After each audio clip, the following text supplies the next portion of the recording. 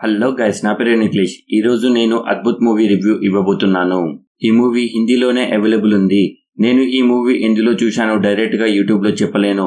Movie దొరకకపోతే కింద description లో ఇన్స్టాగ్రామ్ ఐడి ఉంది, దాంట్లో మెసేజ్ చేయండి. మూవీ దేంట్లో చూశానో చెప్తాను. మూవీ మొత్తం 1 hour 52 minutes ఉంటుంది. మూవీ గురించి చెప్పాలంటే నాకు నచ్చింది guys. Movie horror and revenge story. Movie story ఏమిటంటే, ఇద్దరు భార్యాభర్తలు ఒకటే పెద్ద బిల్డింగ్ లో ఉంటారు. అదే ఇంటిలో పారానార్మల్ యాక్టివిటీస్ అవుతుంటాయి. అదేందో కనిపెట్టడానికి నవాజుద్దీన్ సిద్దికీ మూవీలో డిటెక్టివ్ గా పనిచేస్తుంటాడు. చివరికి అతను కనిపెట్టాడా లేదా అన్నదే మూవీలోని స్టోరీ. మూవీ స్టార్టింగ్ లో, మూవీ మిడిల్ లో అక్కడక్కడ రొమాంటిక్ సీన్స్ ఉంటాయి.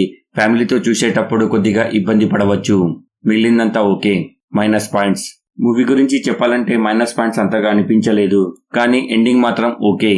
మూవీ మొత్తం డార్క్ థీమ్ లో ఉంటుంది. కొంతమందికి నచ్చచ్చు, నచ్చకపోవచ్చు. Plus points: Nawazuddin Siddiqui detective role చాలా బాగుంటుంది. Movie BGM. మూవీ స్టార్టింగ్ లో వచ్చే కొన్ని హారర్ సీన్స్ బాగానే ఉంటాయి. హర్రర్ మూవీస్ చూసే వాళ్ళకి ఈ మూవీ బాగానే నచ్చుతుంది.